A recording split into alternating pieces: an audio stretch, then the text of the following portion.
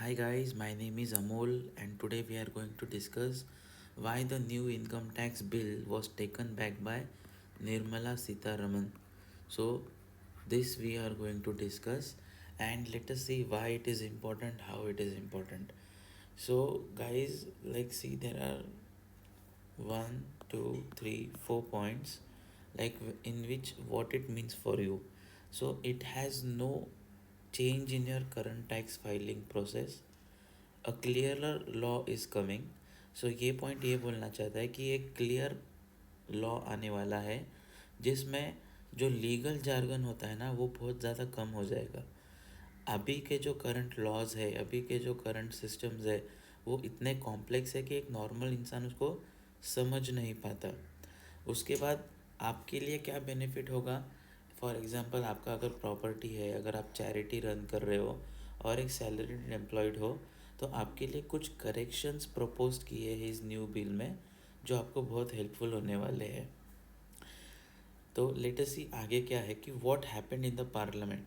तो क्या हुआ, फरवरी 2025 में न्यू इनकम टैक्स बिल आया था, पार्लियामेंट में पेश किया था. लेकिन फिर एक सिलेक्ट कमेटी होती है पार्लियामेंट की जिसको हेड किया था एमपी बैजयंत पांडा ने. तो उन्होंने कुछ इसमें फ्लॉज देखे. ये फ्लॉज कब देखे, सिलेक्ट कमेटी क्या करती है गाइस, अलग अलग इंस्टीट्यूशंस को, फॉर एग्जांपल इंडस्ट्री लीडर्स को, टैक्स प्रोफेशनल्स को, चैरिटेबल ऑर्गेनाइजेशंस को और टैक्स अथॉरिटीज़ को ये बिल सेंड करती है. And it tries to gather, मतलब ये इंफॉर्मेशन लेने की कोशिश करती है कि क्या जो लॉ आया है, जो बिल नया आया है, उसमें कोई इश्यूज़ तो नहीं है.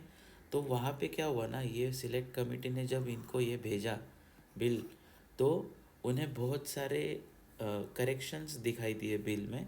जिस वजह से क्या हुआ कि based on this feedback the select committee recommended to fix all unclear and problematic sections. तो क्या हुआ, 8 अगस्त को फाइनेंस मिनिस्टर निर्मला सीतारमन ने ऑफिशियली इसको विड्रॉ कर लिया, ओरिजिनल बिल को लोकसभा से. विड्रॉ इसलिए किया ताकि वो ये प्रपोज्ड चेंजेस को इम्प्लीमेंट कर सके. यहाँ पे जो प्रपोज्ड चेंजेस थे, प्रॉब्लमेटिक सेक्शंस थे और जो पार्ट अनक्लियर था, उन चीज़ों को इम्प्लीमेंट करने के लिए फाइनेंस मिनिस्टर निर्मला सीतारमन ने बिल को ऑफिशियली विड्रॉ कर लिया लोकसभा से. तो गाइस इसमें की इम्पोर्टेंट डेट्स क्या है कि 13 फरवरी 2025 को इनकम टैक्स बिल 2025 को पहली बार लोकसभा में इंट्रोड्यूस किया. फिर 21 जुलाई को select committee submitted it's detailed report, मतलब सिलेक्ट कमेटी ने डिटेल्ड रिपोर्ट दिया बिल को एग्जामाइन करने के बाद. फिर 8 अगस्त को क्या क्या हुआ, फाइनेंस मिनिस्टर निर्मला सीतारमन ने बिल को ऑफिशियली विड्रॉ कर लिया लोकसभा से, क्योंकि उनको वो चेंजेस इम्प्लीमेंट करने हैं जो सिलेक्ट कमेटी ने रिकमेंड किए हैं.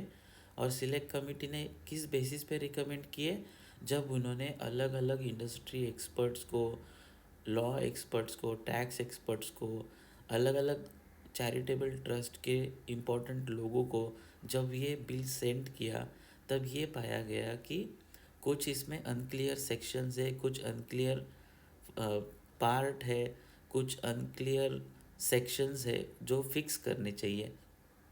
ओके. और 11 अगस्त को क्या होने वाला है, ये अपकमिंग इवेंट है.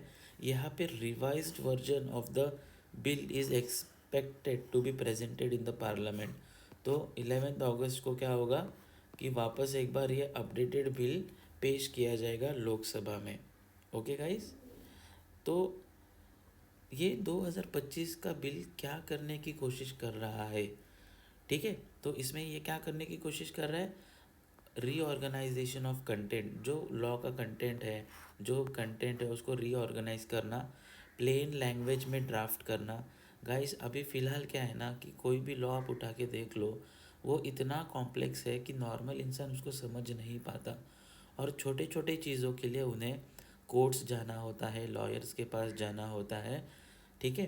तो लैंग्वेज को प्लेन एंड सिंपल करना है.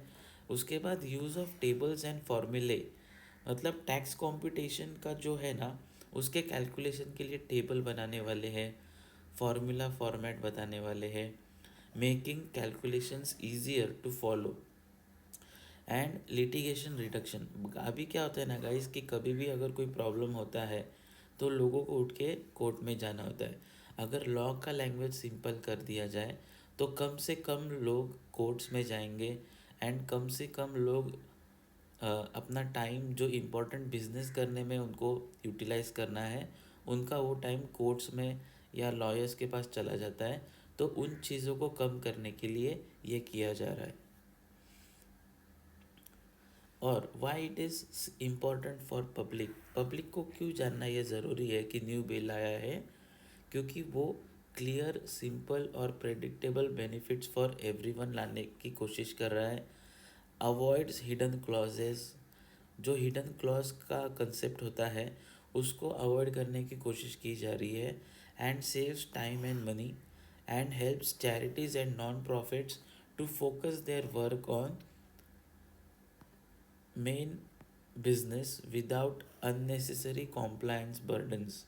तो आई होप गाइज आपको ये समझा होगा कि क्या है ये आर्टिकल।